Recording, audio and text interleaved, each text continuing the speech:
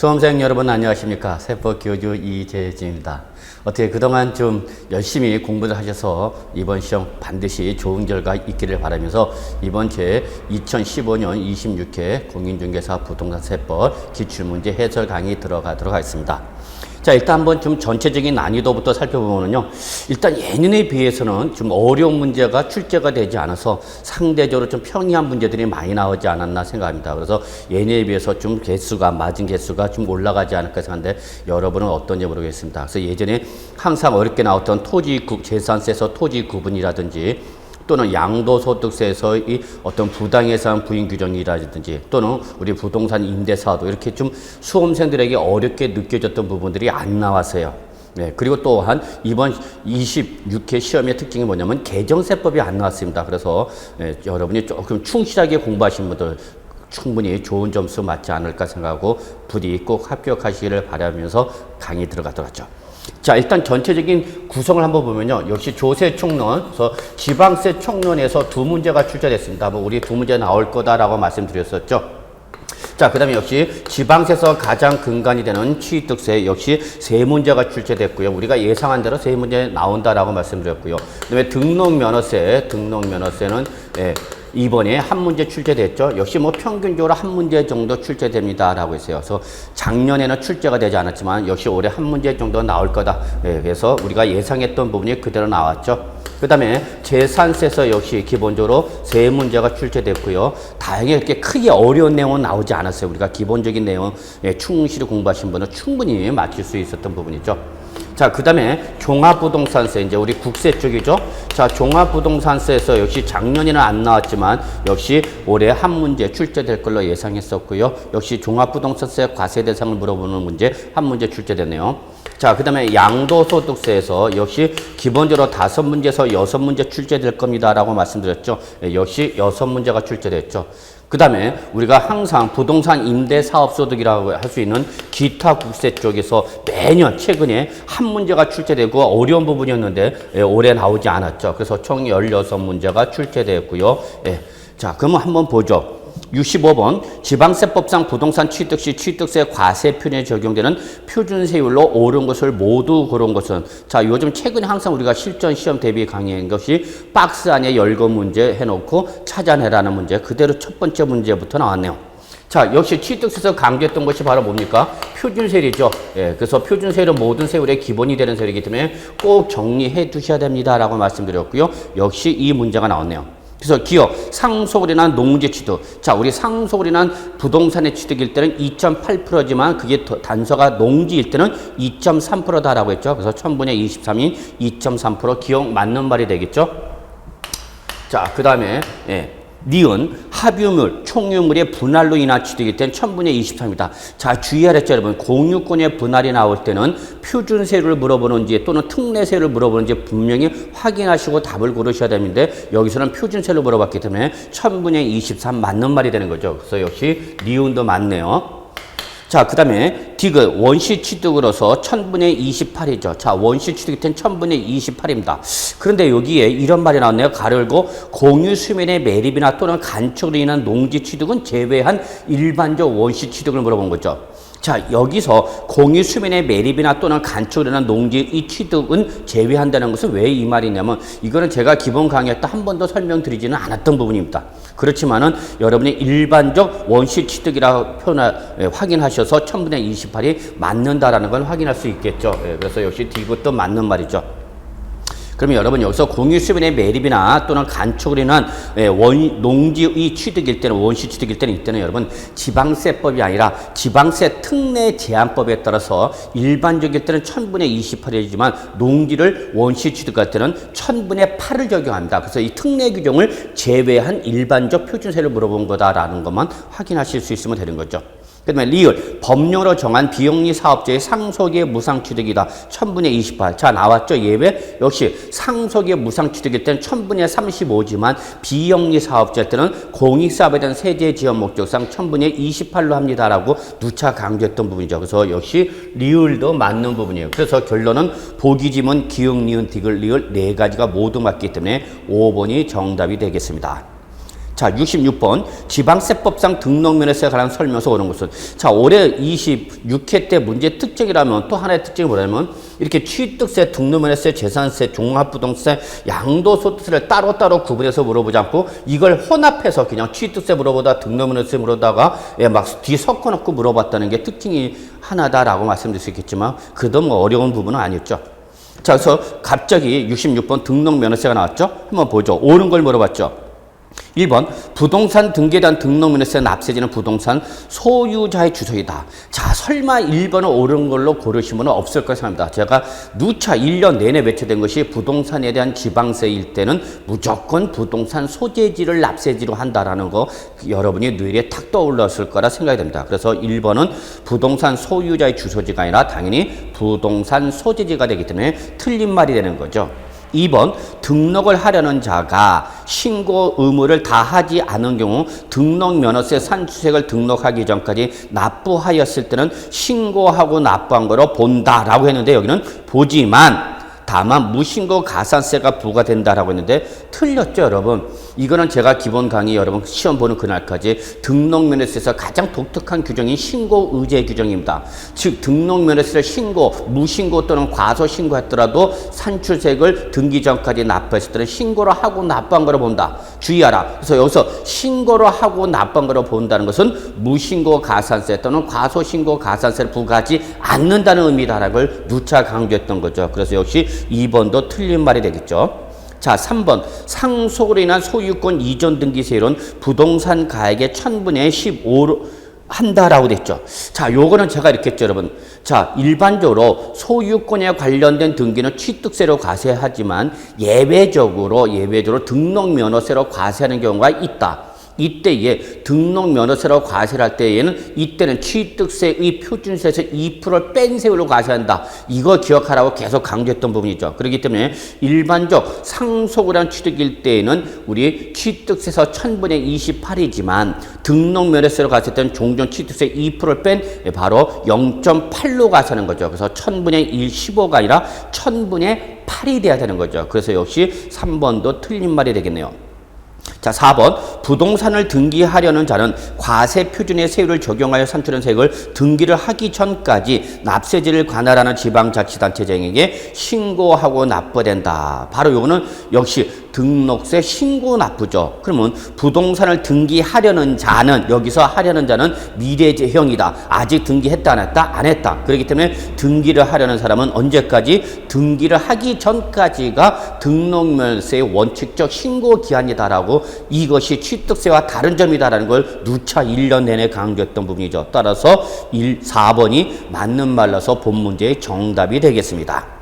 자, 5번 대도시 밖에 있는 법인의 본점이나 주사무소를 대도시로 전입함에 따른 등기는 법인 등기 또는 부동산 등기도 있겠지만 부동산 등기나 법인 등기에 대한 세율은 100분의 200을 적용한다는데 이거는 제가 등록면허세 중과세는 그렇게 강조를 하지는 않았었습니다. 그렇지만 4번에서 충분히 쉽게 답이라는 걸 확인할 수 있기 때문에 보기 5번까지는 넘어가지 않았어도 답이 나왔을 거라 생각합니다만 5번은 틀렸습니다. 등록세 중과세는 여러분 3배 중과세입니다. 100분의 200이 아니라 100분의 300입니다. 그래서 틀린 말로서 4번이 옳은 말로 정답이 되는 거죠. 자, 그래서 결론은 66번은 답이 4번이 되겠습니다. 자, 67번 보죠. 지방세법상 취득세의 과세 표준 및 세율에 관한 설명으로 틀린 것은 이렇게 물어봤죠. 역시 뭐 우리 취득세가 나올 거라 예상했던 부분이었죠. 1번 취득세 과세 표준은 취득 당시 가액을 한다. 그렇죠, 여러분? 취득세 과세 표준은 기본이 취득 당시 가액으로 간다. 다만 이 취득 당시 이 가액을 결정하는 방법은 3가지가 있다. 원칙과 예외와 특례 3가지가 있습니다라고 했었죠. 다만 연부로 취득할 때, 자, 일반적 매매가 아니라 연부 취득할 때 과표는 매해 사실상 지급되는 금액을 말하며, 즉 연부 금액을 말하며 취득 금액에 포함되는 계약 보증금을 포함한다. 단 가로 열고 신고가액은 시가편액보다 크다. 요거는 예외다 아니다? 아니다는 얘기죠. 자, 원칙은 신고한 가액이죠, 여러분. 그러면 항상 신고한 가액이 나오면 반드시 뭐와 비교해서 시가 표준액과 비교해서 바로 이 신고한 가액이 시가편액 이상일 때는 그때는 신고한 가액이 과표가 되는 거고, 만약에 신고한 가액이 시가편액보다 적을 때는 이때는 시가편의 과표가 되는 거죠. 따라서 지금 여기 1번은 요 신고한 가액으로서 매해 사실상 연부금을 갚으래서 예외 규정이다 아니다라는 것을 단서로 다뤄놓은 거죠. 자, 2번 건축으로서 신축과 재축을 제외한 우리가 1년 내내 외쳐된 거죠. 신축과 재축을 제외한 건축은 뭐를 말하고 증축, 개축 등을 말하고 이럴 경우에 건축물 면적의 증가가 있을 때는 그때는 항상 간주취득일 때는 과표를 뭐로 한다? 증가한 가액으로 한다라고 했고 이때 적용되는 세율은 건축물 면적의 증가로 인해서 원시취득세율 1000분의 28을 적용한다라고 했죠. 그렇기 때문에 2번도 맞는 말이죠. 자, 3번 환매 등기를 병행하는 부동산의 매매로서 환매 기간 내 매도자가 환매한 경우 그 매도자 매수자의 취득에 대한 취득세는 표준세율의 중과 기준세율인 100분의 200을 합한 세율로 산출한 금액으로 한다라고 했는데 자, 여러분 우리가 1년 내내 같이 공부했었죠, 여러분. 환매권 행사가 이루어졌다. 환매권 행사가 이루어졌다는 것은 매도자로부터 매수자한테 넘어갔다가 매도자가 환매권을 행사함으로써 매도자한테 다시 되돌아온 거죠. 그렇기 때문에 이러한 환매권 행사로 인한 취득은 사실상 취득이다, 형식상 취득이다, 형식상 취득이다. 다만 주의하라. 환매권 행사 사이가 징발재산 정리에 관한 특별조치법 등 관련 법률에 의한 환매권 행사일 때는 강제적 환매권 행사가 되기 때문에 이때는 비과세를 적용하고 다만 이것이 관련 법률 개입 없이 그 매매 당사자 간의 계약에 의한 환매 등기가 병행되는 부동산일 때는 환매 등기가 병행되는 부동산의 매매일 때는 이때는 매매 계약에 의한 환매권 행사이기 때문에 이때는 특례세율로서 표준세율에서 2%를 뺀 세율로 과세합니다. 그렇죠? 표준세율에서 2%를 뺀 세율로 과세했습니다. 그랬어요. 왜 2%를 뺐냐? 요거는 사실상 취득이 아니라 형식상 취득이기 때문에 종전 취득세를 즉 표준세에서 2%를 뺀 세율로 과세한다라고 했는데 여기서는 지금 3번을 이렇게 표현했죠. 표준세에서 2%를 뺀 세율이 아니라 표준세에다가 2%를 더한 세율로 한다. 딱 한 글자 고쳤네요. 역시 여러분이 충분히 잡아낼 수 있는 거죠. 그래서 틀린 말이 되는 거죠. 더하는 것이 아니라 차감하는 거죠. 그렇기 때문에 3번이 틀린 말로서 정답이 되겠습니다. 자, 4번 토지를 취득한 자가 그 취득한 날로부터 1년 이내 그 인접한 토지를 취득한 경우에는 그 전후의 취득에 관한 토지의 취득을 한 건 토지 취득으로 봐 면세점을 적용합니다. 그랬죠. 자, 이거는 바로 뭐를 말하는 거죠? 취득세 면세점 규정을 말합니다. 그랬죠. 그래서 취득세 면세점은 취득가액이 얼마 이하면 50만 원 이하이면 취득세를 부과하지 한다. 이거는 소액 재산 취득자에 대해서는 과세를 하지 않겠다는 얘기죠. 다만 이러한 면세점 규정을 악용하는 걸 방지하기 위해서 이번 취득할 때 50만 원짜리 취득하고 그의 인접한 토지를 또다시 50만 원짜리 사고 그의 인접한 토지를 또다시 50만 원 취득하면서 이 세 건의 취득으로 분할하여 면세점 적용하는 걸 방지하기 위해서 당초 취득일로부터 1년 이내에 그걸 합산해서 면세점을 적용한다라는 걸 물어본 거죠. 충분히 여러분이 아실 수 있는 내용이었죠. 자, 5번 지방자치단체장은 조례로 정하는 바에 따라서 취득세 표준세율의 100분의 50의 범위에서 가감할 수 있다. 우리 이런 세율 무슨 세율 여러분? 탄력세율이라 했죠. 누차 강조했던 부분이죠. 그래서 67번은 답은 3번이 되겠습니다. 자, 68번 지방세 기본법상 부가징수 및 불복에 관한 설명에서 옳은 것은 자, 요거는 지방세 기본법에서 바로 우리 조세 총론으로 분류된 부분이죠. 그래서 상당히 조금 마지막 지문이 조금 낯설었지만 그래도 나머지 1, 2, 3, 4를 충분히 여러분이 알 수 있는 거기 때문에 답이 아닌 틀린 거를 찾아가다 보면은 옳은 것이 답이 나오는 거죠. 자, 1번 보죠. 납세자가 법정 신고 기한까지 소득세의 과세 표준 신고서를 제출하지 아니하여 해당 지방소득세를 부과할 수 없는 경우에 지방소득세 제척기간은 5년이다라고 했죠. 자, 요거 우리가 강조했었는데 총론조에서 제척기간 꼭 좀 봐주십시오라고 말씀드렸죠. 다만 국세 쪽이 아니라 지방세 쪽을 물어봤지만 자, 우리가 이렇게 했었죠. 여러분 지방세를 신고를 하지 않았을 때 제척 기간은 5년이다 그랬어요. 그래서 지방세는 기본이 5년이다. 다만 소득세를 징수하지 않음으로써 신고를 하지 않음으로써 그에 따라서 이 소득세를 기준해서 한 번 더 부과되는 지방소득세도 신고를 못하게 됐을 때에 지방소득세를 신고를 못하게 됐을 때는 이때는 이 소득세와 쫓아가기 때문에 이때는 7년입니다 라고 해서 강조했던 부분이었죠. 그래서 1번은 틀린 지문이 되는 거죠. 2번 지방세에 관한 불복 시 불복 청구인은 이 신청을 거치지 않고 심판 청구를 제기할 수 없다. 요거는 제가 우리가 그렇게 기본 강의에서 강조를 하지 않았던 부분이죠. 요거는 바로 지방세 불복 절차입니다라고 말씀드렸고요.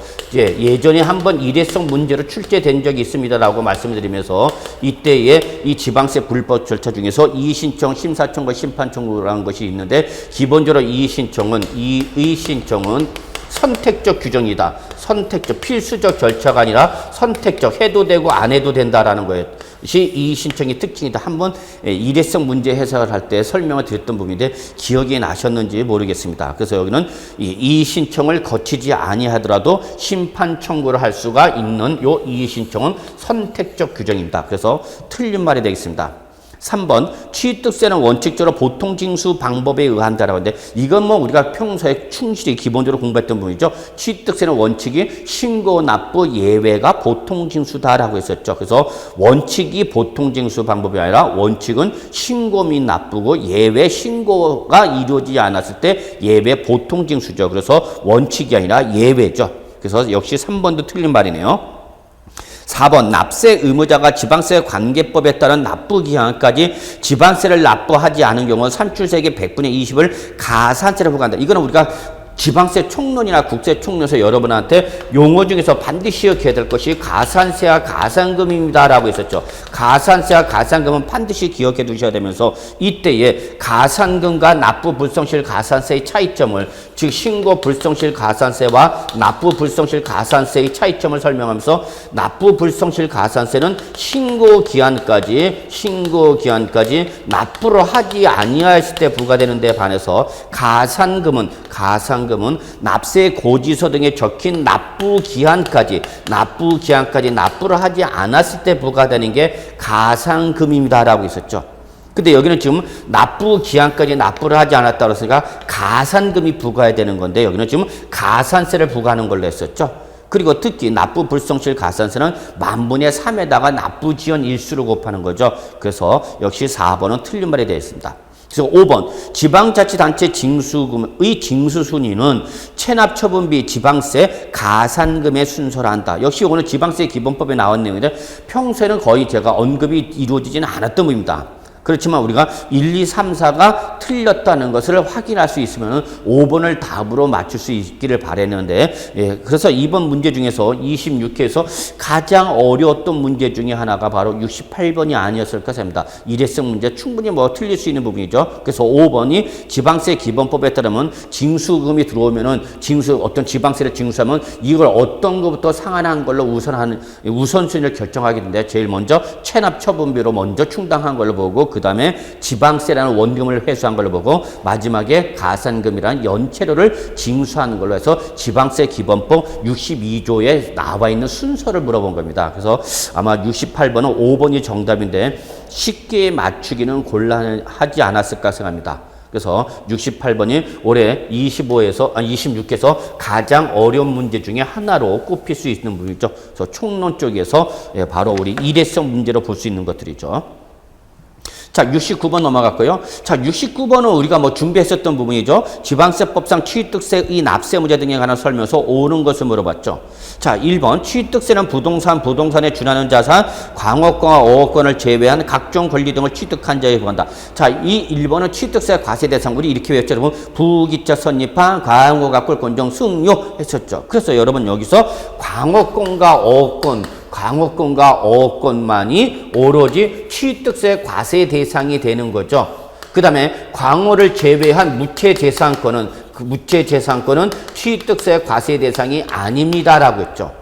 그 다음에 이러한 광업권과 어업권 이외에 골프 회원권, 그 다음에 콘돔 회원권 또는 뭐 승마 회원권 이러한 회원권이 취득세 과세 대상입니다라고 말씀드렸죠. 근데 1번 같은 경우는 부동산에 준하는 자산, 즉 차량, 기계 장비, 선박, 항공기 이런 것들을 말하는 거죠. 근데 여기는 문제는 여기까지는 맞았는데 어업권을 제외한 각종 권리죠. 아니죠. 강업권과 어업권은 취득세 과세 대상이고 강업권과 어업권을 제외한 일반적 권리는 취득세 과세 대상이 아닌 거죠. 근데 어업권을 제외한 각종 권리 등을 취득한 자한테 부과한다 했기 때문에 이 어업권을 제외한 각종 권리는 취득세를 부과하지 않죠. 그래서 결론은 부동산에 준하는 자산, 그 다음에 광업권과 어업권, 그 다음에 해운권이 취득세 과세 대상이죠. 그래서 1번은 틀린 말이죠. 뭐 쉽게 확인할 수 있는 부분이죠. 자, 2번.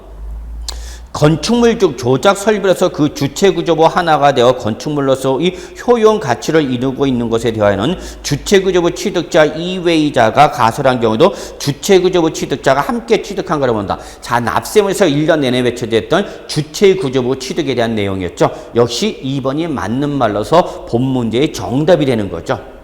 자, 3번. 법인 설립 시 발행하는 주식을 취득함으로써 지방세 기본법에 따른 과점주주가 되었을 때 그 과점주주가 해당 법인의 부동산을 취득한 걸 본다. 자, 요거는 바로 우리 1년에 역시 했던 거죠, 여러분. 과점주주의 간주취득이죠. 이때 과점주주의 간주취득을 적용할 때 법인을 설립할 때는 적용한다, 적용하지 않는다, 적용하지 않는다 그랬는데 여기는 법인 설립 시 부과한다 그랬으니까 역시 틀린 말이 되는 거죠. 자, 4번. 토지 이 지목을 사실상 변경함으로써 그 가액이 증가한 경우에는 취득으로 보지 않는다. 여러분, 제가 1년에 외쳐냈던 간주취득의 대표 선수가 바로 토지의 지목 변경이고 토지의 사실상 지목 변경을 해서 토지의 가액이 증가했을 때는 증가한 가액으로 봐서 취득세를 과세한다. 이걸 바로 뭐라 한다? 간주취득을 한다고 그랬죠. 근데 여기는 취득으로 보지 아니한다가 이렇게 나왔죠. 틀린 말이죠. 취득으로 본다. 따라서 취득세 과세한다, 안 한다? 하는 거죠. 자, 5번. 증여자의 채무를 인수하는 부담부 증여의 경우에 그 채무액에 상당한 부분. 우리 이거는 뭐 양도소득세, 취득세에서 계속해서 설명을 드렸던 부분이죠. 자, 부담부 증여가 있게 되면 원칙. 수중자의 채무 인수액은 무슨 양도가 되는 거고요? 유상양도가 되는 거고. 유상양도가 되는 거죠. 그래서 이 부분은 유상으로 보는 것이고, 채무액을 인수액을 제외한, 즉 증여 당시 재산가액에서 채무 인수액을 제외한 나머지 부분이 바로 뭐가 되는 거다, 여러분? 무상양도가 되는 거다. 이게 바로 부담부 증여의 가장 중요한 특징이다 그랬죠. 그렇기 때문에 지금 현재 5번은 바로 채무액에 상당하는 부분을 물어봤기 때문에 무슨 취득이 되는 거죠? 유상 취득으로 봐야 되는 거죠. 그래서 유상 취득으로 본다 해야 되는데 유상 취득으로 보지 아니한다 그랬기 때문에 틀린 말이 되는 거죠. 그래서 역시 답은 2번이 되겠습니다. 그래서 이 69번은 여러분이 뭐 조금만 우리가 공부했던 것만 기억나시면 충분히 맞출 수 있지 않았을까라고 생각합니다. 자, 70번이죠, 여러분. 자, 지방세 기본법상 특별시 세목이 아닌 것은 역시 뭐 요거는 지방세 총론에 관련된 문제로 볼 수 있는 거죠. 자, 그래서 지방세는 지방세의 종류마다 그 과세권자가 달라집니다라고 했죠. 그 중에서 우리가 기본적으로 했던 것이 취득세, 등록면허세, 재산세, 이거는 꼭 그 다음에 지방소득세, 요 정도는 꼭 좀 기억해 주십시오라고 했죠, 여러분. 그래서 취득세 등은 일반적일 때는 도지사 또는 특별시장 또는 광역시장이라는 광역지방자치단체장이 부과하는 지방세다. 그런데 등록면허세는 도세 또는 특별시세, 광역시세가 아니라 구세다 그랬죠, 여러분. 그래서 이거는 종전 등록세와 종전 면허세가 합쳐지다 보니까 종전의 등록세에 대한 도지사, 그 다음에 면허세에 대한 구세가 된 거죠. 그래서 여기 도세 또는 구세가 되는 거죠. 반면에 재산세는 시장이나 군수 또는 구청장이 부과하는 대표적인 지방세입니다 그랬죠. 그리고 지방소득세는 거꾸로 특별시장 또는 광역시장이나 또는 시장 군수가 부과하는 지방세입니다 그랬어요. 그래서 모든 지방세의 과세권자는 다 외울 필요가 없고 요 기본적인 걸 잡아라. 특히 제가 강조했던 것이 여러분한테 요 두 가지를 좀 기억해 두시고 요 두 가지를 기억해 놓고 시군세의 대표가 재산세고 나머지 취득세 등은 광역지방자치단체장이 부과하는 지방세로 기억하라 하면서 계속 시험 보는 그날까지 강조했던 부분인데 역시 등록면허세는 지금 물어본 게 뭐였기 때문에 특별시장이 부과하는 걸 물어본 거죠. 특별시장이 부과하는 것이 아닌 걸 물어봤죠. 그렇기 때문에 바로 등록면에서는 도지사나 구청장이 부과하는 구사가 되기 때문에 답은 5번 등록면에서예요. 그래서 다른 건 몰랐다더라도 등록면에서는 도지사 또는 구청장이 부과하는 지방세이기 때문에 특별시세가 될 수 없어서 본 문제의 정답은 5번이 되는 거죠. 반면에 1번 주민세 뭐 거의 설명드리지 않았었죠. 그렇지만 주민세라든지 또는 취득세, 등록면허세 또는 지방소비세 또는 지방교육세 이런 것은 바로 특별시장의 과세권자가 될 수 있는 거죠. 그래서 예를 들어서 주민세는 특별시세 또는 광역시세, 그래서 바로 여기 지방소득세와 주민세가 있는 거죠. 주민세. 주민세도 특별시장의 과세권자가 되네요. 그 다음에 취득세는 전형적인 특별시장, 도지사 또는 특별시장, 광역지방자치단체에 부과하는 거죠. 그 다음에 지방소비세도 역시 바로 도세 또는 특강시세에 해당하는 거죠.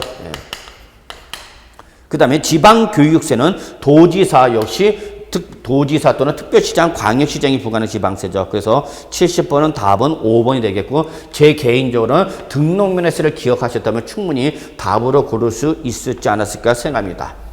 자, 그 다음에 71번. 갑자기 이제 우리 양도소득세에 양도에 해당하는 것으로 물어봤죠, 여러분. 자, 양도에 해당하는 옳은 것은 이거는 뭐 우리가 양도소득세를 가장 기본적으로 다뤘던 부분이죠.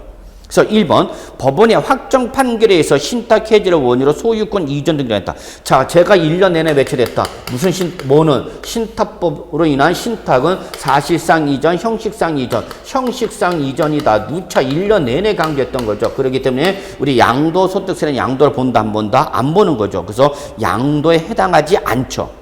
근데 2번 법원의 확정 판결에 의한 이혼 위자료로 배우자에게 토지의 소유권을 이전한 것. 자, 1년 내내 우리 양도소득세에서 위자료를 지급할 때는 이때는 손해배상금의 지급이기 때문에 양도로 보지 않는다. 즉 양도소득세를 과세하지 않는다. 그런데 문제는 이 위자료를 금전 지급으로 하지를 못하고 가지고 있던 부동산의 소유권을 이전해주면 이때는 대물변제가 되기 때문에 양도로 본다. 그래서 제가 항상 이혼할 때 위자료는 돈으로 주지 부동산으로 주지 말고 뭘로 줘라? 돈으로 줘라 라고 누차 강조했던 부분이죠. 따라서 2번이 바로 대물변제적 성격을 띠기 때문에 양도로 봐야 되는 거죠. 자, 3번 공동소유 토지를 공유자 지분 변경 없이 2개 이상의 공유 토지로 분할하였다가 공동 지분 변경 없이 그 공유 토지를 소유 지분별로 단순히 재분할 했다. 나왔죠, 여러분? 공유권의 분할. 자, 공동 소유권의 청산이죠. 그래서 이러한 공동 소유를 청산하면서 분할할 때는 반드시 뭐로 확인하라, 여러분? 지분일의 변동이 있는지 없는지를 확인하라. 그래서 지분일의 변동이 있다, 없다? 없다. 그랬으니까 양도도 아니다. 아니다. 형식상 이전이기 때문에 양도로 보지 않는다라는 거 누차 말씀했죠. 자, 4번 본인 소유 자산을 경매나 공매로 인하여 자기가 재취득하는 경우. 자, 요거는 통칙이 나와 있는 내용인데요. 일반적으로 우리가 경매나 공매로 인한 소유권 이전도 양도로 본다, 안 본다? 본다라는 거죠. 근데 문제는 여기서 경매나 공매로 소유권 이전인데 그거를 본인이 받아버린 거죠. 그러면 결국은 소유권의 변동이 없게 되는 거죠. 그래서 이거는 양도로 보지 않습니다. 왜? 자기가 경락을 받았기 때문에 결국은 명의 변경이 없게 되는 거죠. 그렇기 때문에 이거는 통칙에 있는 내용이 나왔는데 사실상 이거는 보지 못했던 규정이지만 그래도 충분히 2번에서 답이 확정된 상태이기 때문에 답이 아니다는 걸 확인할 수 있는 거죠.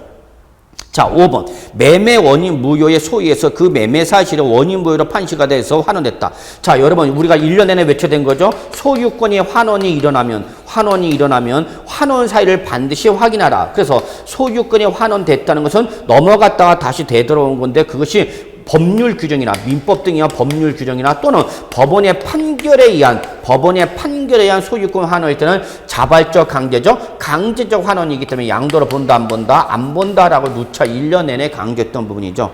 그래서 역시 5번도 양도로 보지 않는 거죠. 따라서 답은 2번이 양도로 보는 경우로서 2번이 되겠습니다. 자, 충분히 맞출 수 있는 부분이지 않는가 생각이 됩니다. 자, 그 다음에 72번 2007년 취득 후 등기한 토지랍니다. 등기한 토지를 2015년 6월 15일에 양도했답니다. 이때 소득세법상 토지의 양도 차익 계산에 관한 설명은 틀린 것은 단 특수관계자와의 거래가 아님. 이 특수관계자와의 거래일 때는 특례 규정이 적용되는데 이러한 특례 규정이 적용되는 특수관계자 거래가 아니다라는 것을 박아놨기 때문에 일반적으로 대답하라는 거죠. 자, 그래서 1번 취득 당시 실질 거래가격을 확인할 수 없는 것은 매매 사례가에 환산가에 감정가에 기준시가를 순차로 적용하여 산정한 가격을 취득하라 한다. 자, 그냥 1번의 답이 나와버렸죠, 여러분. 1년 내내 제가 양도차익 계산할 때에 취득 당시 실질 거래가, 즉 양도자가 취득 당시 실질 거래 가격을 확인했을 때 사용할 수 있는 방법보다 매감 환이다. 그리고 기준시가는 적용할 수 없다. 1년 내내 외쳐된 거죠. 매감 환까지만 적용할 수 있는 것이고 뭐는 기준시가는 사용할 수 있다 없다? 없다. 그런데 여기는 지금 기준시가를 순차로 적용한다. 그렇기 때문에 틀린 말이 되는 거죠. 따라서 답은 1번이 되는 거죠. 그러면 더 이상 볼 필요 없는 거죠. 자, 한번 볼까요? 2번. 양도와 취득 시의 실질 거래가를 확인할 수 없다. 자, 1번과 2번의 차이점은 뭐랬습니까, 여러분? 1번은 납세 의무자인 양도자가 취득 당시 실질 거래를 확인할 수 없는 것이고요. 그 다음에 2번, 요거는 바로 원칙을 얘기한 거죠. 양도와 취득 시 실질 거래가를 확인할 수 있는 경우, 1번은 취득 가격을 확인할 수 없는 경우죠. 그러면 이때 양도 차익의 원칙이 뭐다, 여러분? 실질 거래가액을 한다고 그랬죠. 그래서 2번 원칙을 물어본 거죠. 3번, 취득가격을 실질 거래가액으로 계산하는 경우에는 자본적 지출액은 필요 경비에 포함한다. 그렇죠, 여러분. 양도차익 계산할 때는 원칙이 바로 뭐다, 여러분? 실가입니다. 그랬죠, 여러분. 그래서 실질 거래서 양도차익 계산할 때는 실질 양도가액에서 실질 필요 경비를 뺀 거다.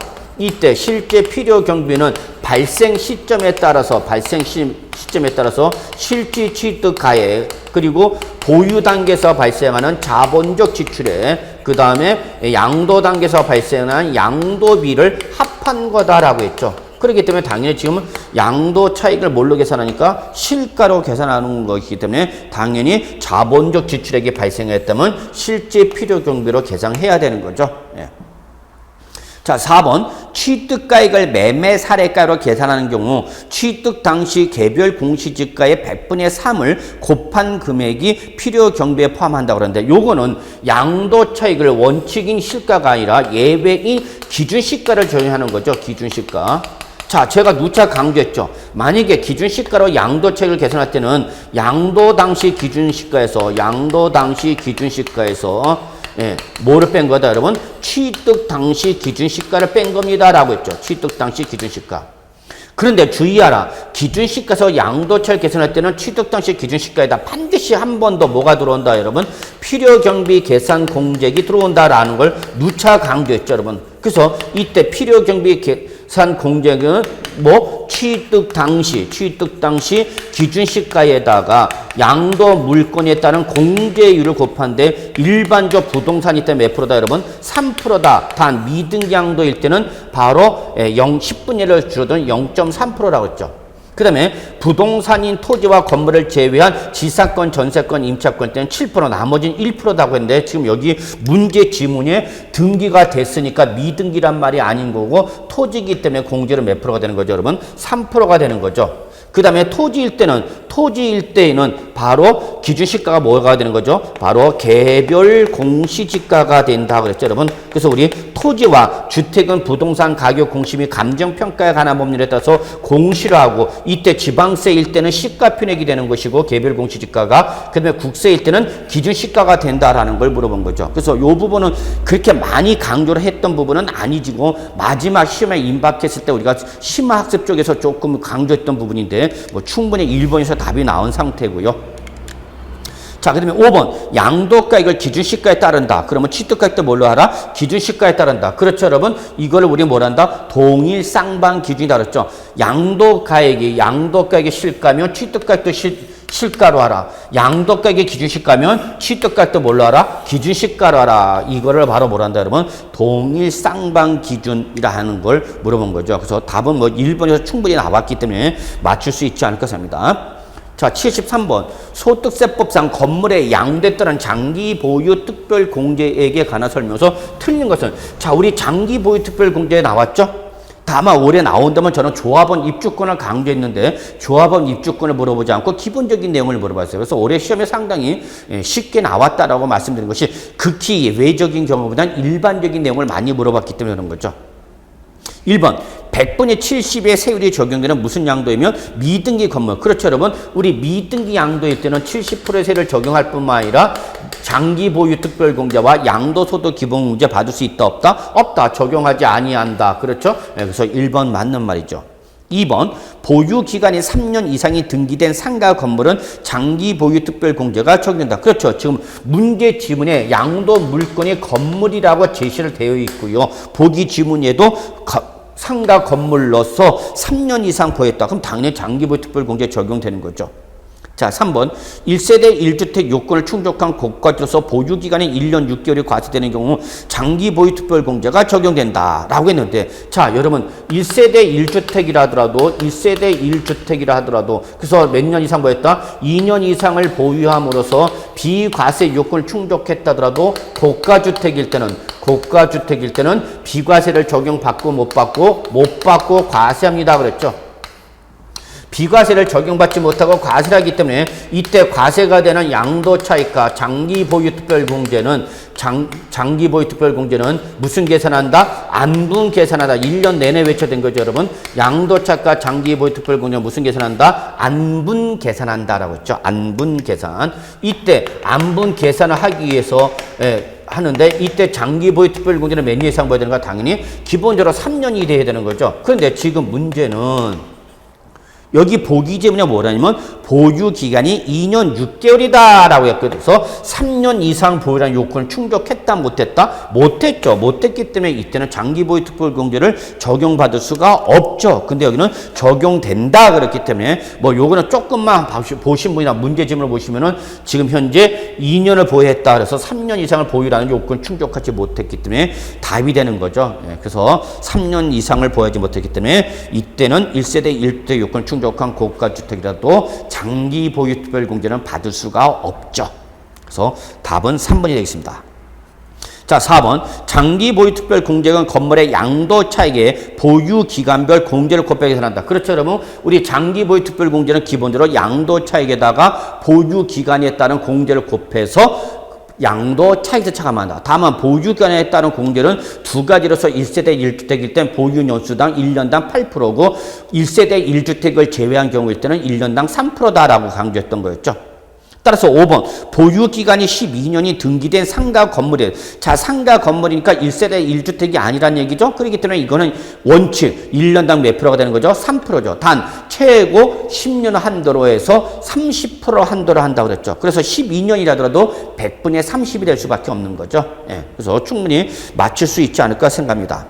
자, 74번 소득세법상 사업자가 아닌 거주자. 자, 여기서 사업자가 아닌 거주자란 말은 양도소득세 적용 대상이라는 거죠. 만약에 사업자일 때는 이때는 양도소득세가 아니라 종합소득세로 과세가 되는 거죠. 그렇기 때문에 양도소득세 과세 대상이라는 걸 명확하게 해서 사업자가 아닌 이 말이 나온 거죠. 이러한 거주자 갑이 2015년 5월 15일 날에 토지로서 토지거래 계약에 관한 허가구역 외에 존재. 자, 토지거래 계약에 관한 허가구역일 때는 예외적인 신고 기한을 따야 되는 거죠. 근데 그러한 토지거래 허가구역이다 아니다? 아니다. 그러니까 여러분 뭘로 대답하라? 원칙으로 대답하는 거죠. 그래서 일반적인 토지를 양도했고 납부할 양도소득세는 1,500만 원이다 라고 했죠. 이때 토지의 양도소득세 신고 납부 관련을 물어서 틀린 것은 자 양도세 신고 납부를 물어본 거죠. 이거는 뭐 반드시 나올 것이다. 누차 강조했던 부분이죠. 다만 과세 기간 중 당해 거래 이외에 다른 양도의 거래는 없다. 본건의 거래 하나밖에 없다. 그 다음에 답 지향 즉 각 보기 1, 2, 3, 4, 5번은 서로 독립점이며 주거진 조건 외에는 고려하지 말라. 다른 건 따지지 말란 얘기죠. 자꾸 출제에 물어보지도 않은 걸 가지고 자꾸 답을 요구하는 사람들이 많다 보니까 문제 지문에 깔아놓은 거죠. 물어본 거 위에는 다른 요건을 따지지 마라 그 얘기죠. 그러면 자 2001번 2015년 7월 30일까지 양도소득 과세 표준을 납세지에 관할 세무서장이 신고한다. 여기서 물어본 건 뭐죠 여러분? 예정 신고 기한을 물어본 거죠. 그러면 양도일이 언제라고 했으니까 5월 15일 날에 양도했죠. 그러면 이때는 양도일이 되는 거고 예, 그 다음에 토지거래 허가 구역이 아니니까 당연히 양도일 기준에서 양도일이 속한 달의 말일 5월 31일부터 기준해서 그렇죠? 5월 31일 기준해서 매달 이내 2월 이내가 되는 거죠. 그래서 언제까지? 7월 31일이 바로 뭐가 되는 거죠, 여러분? 우리 예정 신고 기한이다 그랬죠. 그래서 양들이 속한 달의 말일에 바로 납세 의무가 성립하고 이 납세 의무가 성립한 날로부터 매달 이내에 2개월 이내 하는 거기 때문에 1번 7월 31일까지 납세지에 관할 세무서장에게 신고해야 된다. 맞는 말이 되는 거죠. 2번 예정 신고를 하지 않은 경우 확정 신고를 하면 예정 신고에 대한 가산세는 부과되지 않는다. 아니죠, 여러분. 예정 신고는 강제 규정이죠.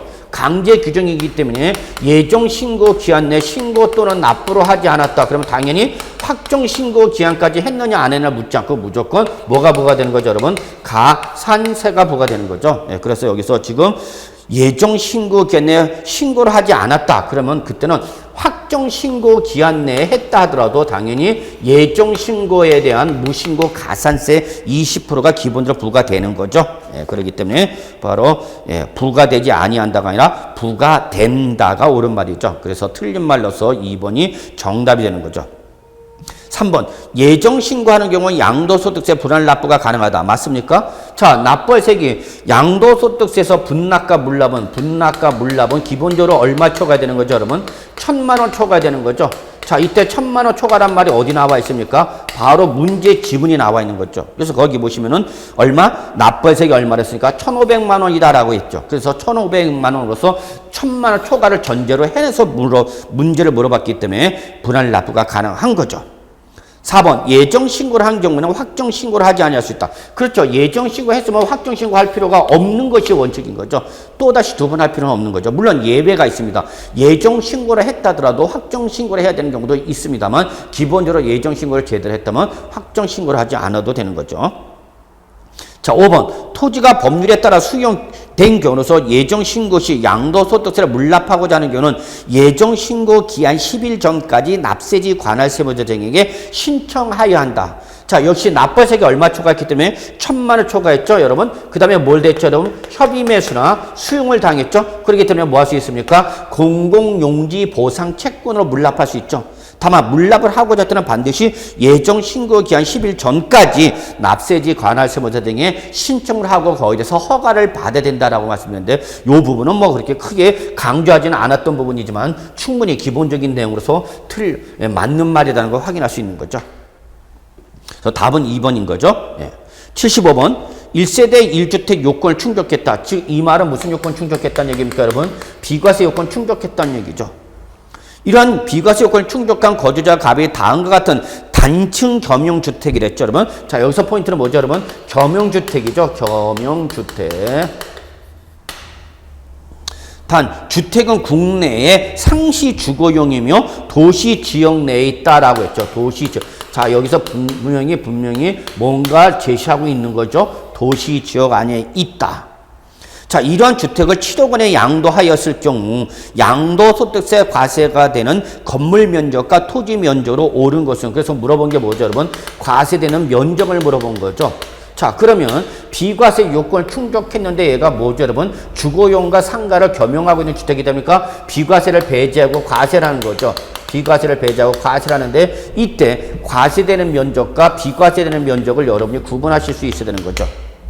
자, 그러면 주어진 조건 외에는 다른 거 고려하지 마라. 지금 묻는 거 가지고만 하라. 그 얘기죠, 여러분. 자, 그래서 건물이 주택이 80제곱미터고 상가 120. 그러면 건물 주거용이 80이고 상가가 120이니까 상가가 더 큰 거죠. 그럼 상가가 더 크니까 이때는 주거용 건물 얼마만 10제곱미터만 비과세가 되는 거고 80제곱미터만 비과세가 되고 상가 건물 얼마는 120제곱미터는 뭐가 되는 거죠, 여러분? 바로 과세가 되는 거죠. 지금 물어본 게 뭘 물어봤죠? 과세 면적을 물어봤죠. 그래서 요거는 쉽게 여러분이 찾을 수 있는 거죠. 그러면 여러분 여기 건물에서 과세가 되는 거는 얼마 되는 거죠? 120이죠. 잘 모르면 보기를 봐라. 그랬더니 120이 3개고 200이 2개가 나왔으면 많은 게 답이다 그랬죠. 그래서 역시 120이 나와야 되는 거죠, 여러분. 자, 그래서 과세가 되는 건물 면적은 상가 120, 비과세가 되는 건물 면적은 80 되는 거죠. 자, 그 다음에 토지 면적 구해야 되죠. 이때에 주택 부수 토지라 해서 무조건 비과세가 되는 것은 아니고 면적에 제한을 받는다 그랬죠, 여러분. 자, 그럼 문제 전체 토지 면적이 얼마라고 했습니까, 여러분? 800제곱미터입니다 그랬죠.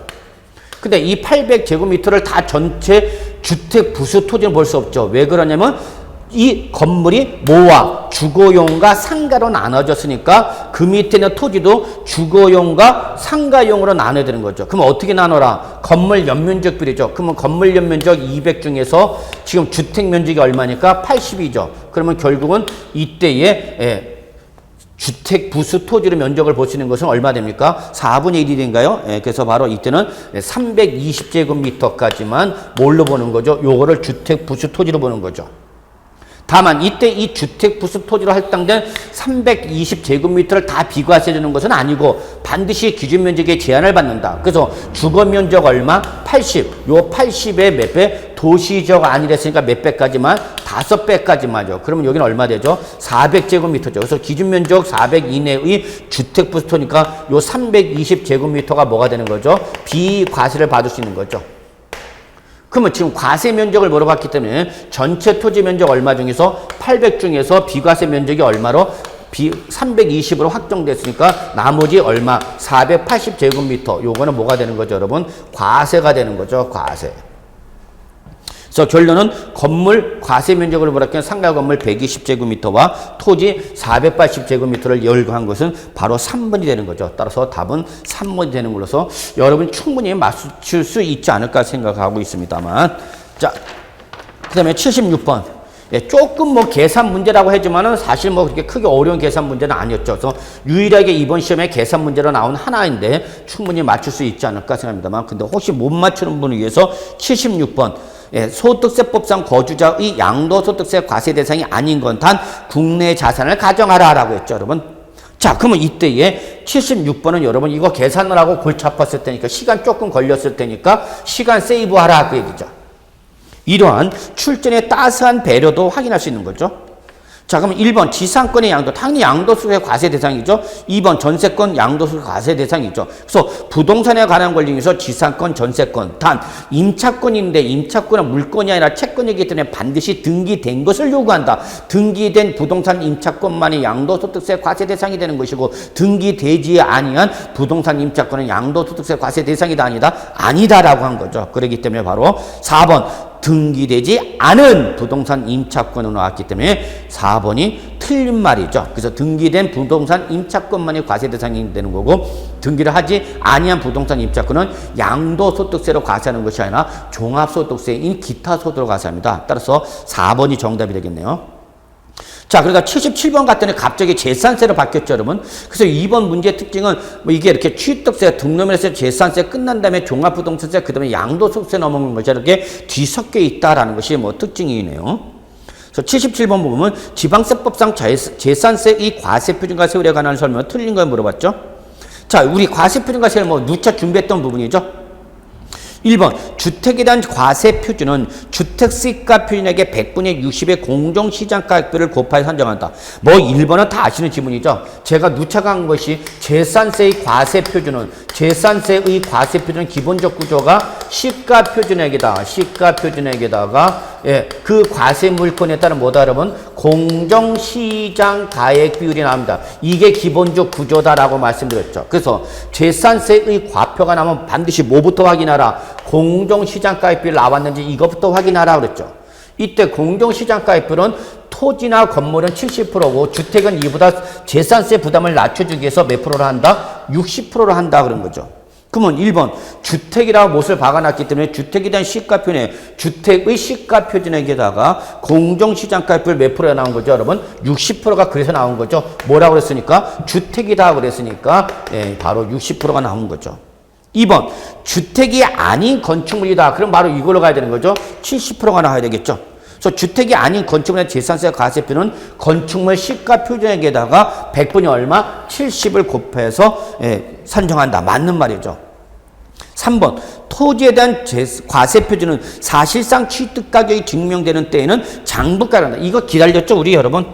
그래서 재산세 과세 표준은 어떠한 경우에도 뭐로 한다? 시가 표준액으로 한다. 예외가 있다 없다? 없다. 따라서 제가 누차 강조했던 것이 법인 장부 등에 의하여 사실상 취득가격이 입증된다 하더라도 장부가액이나 이러한 사실상 취득가격이 아니라 뭐로 가야 된다? 시가표준액으로 가야 된다라고 누차 강조했던 거죠. 그래서 3번이 바로 틀린 말로서 본문제 정답이 되는 거죠. 그냥 뭐 여러분한테 맞으라고 준 거죠, 여러분. 자, 4번. 같은 재산에 대하여 둘 이상의 세율에 해당한다. 그러면 당연히 어떤 세율이에요, 여러분? 높은 세율이죠. 5번. 주택에 대한 재산세는 주택별로 표준세율이다. 자, 여러분, 여기서 주택별, 누차 강조했죠, 여러분? 여기서 주택별로 과세하는 것은 무슨 별 과세? 개별 과세를 의미한다 그랬죠. 그래서 한 사람이 여러 개의 주택을 가지고 있다 하더라도, 하나하나 따로따로 개별 과세한다 그랬죠, 여러분? 예. 그래서 충분히 77번은 뭐 쉬운 문제가 아니었는가 생각합니다. 자, 78번. 지방세법상 재산세 부가징수 나왔네요. 역시 우리 뭐 재산세에서 반드시 나올 걸로 예상했던 부분이죠. 예. 1번. 해당 연도에 주택에 부과될 세액이 100만 원인 경우 납기를 7월 16일부터 7월 31일까지라 한 건에 부가징수한다. 나왔죠. 우리가 기다렸다는 듯이. 그래서 우리 토구 건칠 하반월 그랬죠, 여러분. 토구 건칠 하반월이다. 그래서 하반월은 16일부터 말일까지다 그랬죠, 여러분. 7월 31일 또는 9월 30일까지 말일까지 말한다. 단 주택일 때는 얼마씩 한다? 2분의 1씩으로 나눠서 낸다 그랬죠, 여러분. 2분의 1씩. 단 이때 주택분 재산세가 얼마면 10만 원 이하면 소유액의 주택분 재산세니까 이때는 괜히 그렇게 크게 부담이 되지 않은 금액이니까 7월 달과 9월 달 나누지 말고 그냥 한 번에 7월 말에 일시에 부가징수한다. 이때에 7월 말에 7월 하반월에 일시 부가징수세는 얼마 이하다? 10만 원 이하다라고 하는데 여러분 1번 100만 원 이하다라고 했기 때문에 틀린 말에서 그냥 1번이 정답이 된 거죠. 그냥 찍고 나와야 되는 거죠. 자, 2번 한번 확인해 보죠. 재산세를 징수하려면 토지, 건축물, 주택, 선박 및 항공기론 각각 구분된 납세 고지서의 과세표준과 세액을 적어, 즉 과세 물건별로 늦어도 납기 개시 며칠 전까지는 5일 전까지는 발급해줘라. 그래서 이거는 재산세 납부할 돈을 확보할 수 있는 시간을 마련해주라 그 얘기죠. 3번 토지에 대한 재산세는 납세 무자별로 한 장의 납세 고지서를 발급해야 된다 그랬죠, 여러분. 예, 그래서 항상 요 토지에 대한 납세 재산세는 이 한 사람 걸로 토지별로 개발해야 돼. 별도나 합산과세는 합산과세이기 때문에 한 장의 납세 고지서를 발급해 주는 거죠. 자, 4번. 재산세는 관할 지방자치단체장이 세액을 산정하여 보통징수의 방법으로 부가징수한다. 그렇죠, 여러분? 재산세는 보통징수 방법만으로 부가징수한다. 가장 기본적인 내용이다. 꼭 기억하라고 했죠. 5번. 고지서 한 장당 징수할 재산세액이 2,000원 미만일 때는 해당 재산세를 징수하지 않는다. 이게 뭐죠, 여러분? 소액 징수 면제 규정이었죠, 여러분? 예, 그렇기 때문에 당연히 맞는 말이 되는 거죠.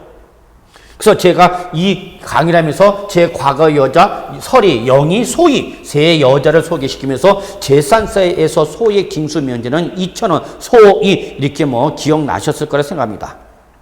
자, 79번. 종합부동산세 과세인제 과세 대상이 아닌 것을 모든 것은 단 주어진 조건 외에는 다른 거 고려하지 마라. 항상 누차 얘기하는 거죠. 묻는 거 자료 제시된 것만 가지고 따지라는 거죠. 그러면 여러분 기억나시죠? 제가 1년 내내 외쳐댄 게 뭡니까? 종합부동산세는 무슨 별? 주종별, 주택가 종합합산가세 토지와 별도합산가세 토지. 그래서 여러분은 어느 별에서 오신 주종별에서 오신 천사님이다 그랬죠. 그래서 주택일 때는 공시가격이 얼마 초과할 때고 6억을 초과해야 되는 거고 종합상가세 토지일 때는 얼마 초과할 때고 5억 초과하는 것이고 그렇죠? 소유자별 공시가격 합계액이죠. 그 다음에 별도는 얼마 초과할 때 80억 원을 초과한다. 그래서 주의하라. 주택과 종합상가세 토지는 종부세를 많이 부과하겠다는 뜻이지만 별도는 무슨 토지이기 때문에 사업용 토지이기 때문에 가능하면 종합부동산세 부담을 낮춰주겠다. 그래서 얘는 얼마를 초과할 때만 80억을 초과할 때에만 종합부동산세 과세 대상이 된다. 그래서 주위에서 별도 합산 과세 토지에 대한 종합부동산세를 내고 있는 사람이 계시다면 그 사람하고는 인생을 같이 걸어라. 그래도 상관없다. 누차 강조했던 부분이죠. 자, 그러면 기억 보죠. 여기 자동차 운송사업 면허를 받은 자가 그 면허에 따라 사용하는 차고용 토지. 아, 이거 뭡니까? 사업용 토지죠. 차고용 토지가 바로 대표적인 운송사업자의 차고용 토지는 뭐다, 여러분? 별도다. 누차 강조했던 거죠. 토지 구분해서. 그래서 운송사업자의 토지는, 운송사업자의 차고용 토지는 사업 목적으로 갖고 있는 토지니까 무슨 토지고? 별도 합산과세 토지가 되는 것이고, 별도 합산과세 토지 때는 얼마 초과된다? 80억을 초과된다 그랬죠. 근데 가려고 자동차 운송 사업의 최저 보유 차고 면적 기준 1.5에 해당하는 면적 이내 토지 이런 건 우리 따지지 말라고 그랬죠, 여러분. 공시가격 봐라. 그때 공시가격이 얼마죠? 100억이라고 그랬죠. 그렇기 때문에 80억 초과했으니까 당연히 기업은 종합부동산세 과세 대상인 거죠. 니은 국내는 부부 공동 명의에서 지분 비율이 동일한 것으로서 1세대 1주택의 공시가 10억이다. 자, 종합부동산세 예외 이시 없이 무조건 무슨 별이다, 여러분? 소유자별이라고 그랬죠, 여러분. 따라서 부부가 공동 명의를 갖고 있다더라도 무조건 부부 각자로 합산해서 지분가로 나눠서 따져야 된다. 그런데 지금 10억이 공시가격이 얼마야? 10억인데 각각 지분율이 몇 프로였어요? 50% 동일하다 그랬으니까 각각의 가액은 얼마씩 됩니까? 5억 원씩이 되는 거죠. 따라서 6억 초과를 했어 못했어? 못했죠. 그렇기 때문에 종합부동산세 과세 대상이 될 수 없는 거죠. 자, 공장용 건축물 나왔죠, 여러분? 공장용 건축물 우리 주종별이 아니죠? 종부세 과세 대상 아니죠? 재산세에서 비례세로 과세됐죠. 오로지 재산세에서 무슨 세로 과세된? 누진세로, 재산세에서 누진세로 과세된 주종별만 종부세 과세 대상이 되는 거죠. 그 다음에 리을, 해운제 골프장용 토지에서 해운제 골프장의 등록시 구분 등록 대상이 되는 토지로서 공시가액이 100억 원이다 했죠. 자, 남았네요. 뭐죠, 여러분? 꼬로! 1년 내내 배치됐죠? 뭐죠, 여러분? 사치성 재산의 토지다 그랬죠. 그래서 4% 최고 높은 분리과세다. 따라서 차등 비례세로 과세이기 때문에 종부세 과세 대상이 될 수가 없는 거죠. 따라서 79번은 지금 물어본 게 뭡니까? 과세 대상을 물어봤어요? 아닌 걸 물어봤어요? 아닌 걸 물어봤죠? 아닌 걸. 그래서 혹시 기억을 고를까봐 기억은 보기 지분에 빼놓은 거고 아닌 걸 골라야 되는 거죠. 알리는 거니까 기억을 제외한 니은, 디귿, 리을 5번이 답이 되는 거죠. 여러분 여기서 출전에 따스한 배려가 있죠. 출전에 조금 더 한정을 팔려면 보기 지분에 뭘 하나 끌어놓습니까? 1번에다 그냥 기억 이렇게만 하는 거죠. 그러면 설사 잘 구분해 놓고 과세 대상 기억 맞네 이거를 잡으러 유도할 수 있죠. 그래서 이렇게 또 혹시나 실수할까봐 니은 하나 더 붙여놓고 해서 이 기억이 답이 아니다라는 걸 힌트로 제시한 거죠. 정말 이런 문제 볼 때마다 여기는 출전의 따스한 배려, 정말 수험생을 배려해주는 마음을 엿볼 수 있지 않을까 생각합니다. 자, 80번. 지방세법상 2015년도 재산세 과세 기준일 현재 납세 의무자가 아닌 걸 모두 고른 거예요. 자, 기다렸죠? 우리 납세 의무자? 나온다. 반드시 나온다 그랬죠, 여러분? 자, 기억. 5월 31일 날에, 자, 요거는 바로 뭡니까, 여러분? 5월 30일 날에 매도자로부터 매수자한테 넘어간 거죠? 매도자로부터 매수자한테 소유권 넘어갔잖아요, 여러분. 5월 30일이죠. 그럼 5월 30일 날 소유권 이전, 매수 등기, 이전 등기를 했다고 그랬죠, 여러분? 그렇기 때문에 이때 이전 등기를 했으니까 5월 30일 날에 이 재산은 누굴까요, 여러분? 매수자죠. 그러면 여러분 보유세는 항상 어느 현재를 따지는 거다? 6월 1일이죠. 그럼 6월 1일이 과세 기준인데 6월 2일 현재 그 재산의 소유자는 누구예요, 여러분? 매수자죠. 그런데 지금 기억은 매도인이다. 그랬으니까 맞았다, 틀렸다? 틀린 거죠. 매도자가 아니라 매수자가 돼야 되는 거죠. 그래서 기억은 틀린 거죠. 자, 잘 모르겠다. 그럼 보기 지문을 봐라. 그랬더니 기억이 몇 개 나왔다? 3개 나왔죠. 많이 나온 것은 그 조건을 충족한 거다라는 걸 여러분한테 힌트로 제시했죠, 여러분. 니은, 공유물 분할 등기가 이루어지지 아니한 공동 소유 토지 지분권자. 자, 이럴 때 여러분, 공동 소유일 때는 이때는 뭐다, 여러분? 지분권자가 되는 거죠. 공동 소유자가 되는 거죠. 다만 여기 지금 현재 분할 등기가 됐어 안 됐어? 안 됐죠. 분할 등기가 안 됐으니까 지금 뭐 하고 있는가? 공동 소유하고 있으니까 이때는 공동 소유된 지분권자가 납세의무자 되는 거죠. 그래서 니은은 맞는 말이죠. 그 다음에 디귿, 신탁법에 따라 위탁자별로 구분돼서 수탁자 명의로 등기 등록된 신탁재산에 위탁자 나왔다.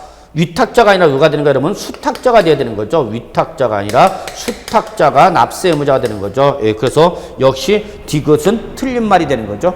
리을, 도시환경정비사업 시행에 따른 환지 계획에서 일정한 토지로 환지로 정하지 않냐. 나왔네요, 여러분. 채비지 보류지 나왔다. 채비지 또는 보류지 나오면 무조건 누구다, 여러분? 사업 시행자라고 그랬죠. 근데 여기는 뭐라 했으니까? 종전 토지 소유자라 했으니까 맞았다, 틀렸다? 틀린 거죠. 그래서 결론은 옳은 지문은 니은만 옳은 거고 나머지 기역과 디귿과 리을은 틀린 거죠. 지금 물어본 게 옳은 걸 물어본 게 아니라 틀린 걸 물어봤기 때문에 바로 4번이 정답이 되는 거죠. 그래서 충분히 맞출 수 있지 않을까 생각합니다. 자, 여기까지 여러분 우리 해설, 기출문제 해설 강의했는데 어떠셨는지 모르겠습니다. 뭐 충실히 시험 보는 그날까지 공부를 하시면 충분히 우리가 공부했던 데서 대부분 나왔기 때문에 제가 생각했을 때는 충분히 뭐 12개, 13개 이상은 충분히 맞히지 않았을까 생각합니다. 그래서 역시 어느 해나 항상 우리가 해설 강의를 할 때 또는 시험 문제를 받아봤을 때는 시험 보는 그날까지 기본서를 가지고 충실하게 공부하신 분은 결국은 합격할 수밖에 없다는 것을 말씀드리면서 역시 내년 27회 대비 강의 공부를 하신 분들 역시 마지막으로 100% 합격의 방법은 기본서를 가지고 수업을 충실하게 듣는 것밖에 없습니다. 그렇게 공부하시면 반드시 합격하실 수 있다는 걸 말씀드리면서 2015년도 제26회 부동산 세법 기출문제 해설 강의 여기서 마무리하도록 하겠습니다. 여러분 모두들 합격하시기를 바라면서 수고하셨습니다.